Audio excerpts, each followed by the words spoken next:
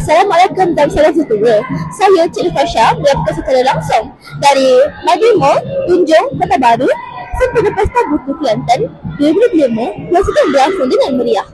Pesta buku tahunan ini kembali lagi dengan pelbagai tarikan menarik menyatukan penerbit, penulis, pecinta buku dan masyarakat setempat dalam satu platform ilmu dan budaya. Bermula sejak 24 April dan akan berlangsung sehingga 5 Mei. Acara ini menawarkan diskaun hebat sehingga 70% untuk pelbagai jenis buku dari ilmiah, sastra, agama hingga buku kanak-kanak.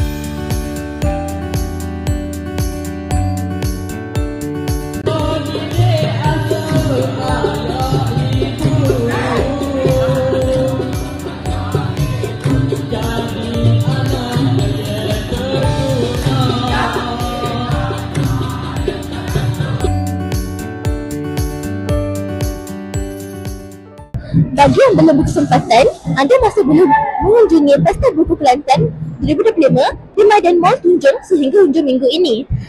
Jangan lepaskan peluang untuk menambah koleksi bahan bacaan anda. Sekian laporan saya, Cik Fasha untuk Bamboo TV. Bamboo TV, better future together.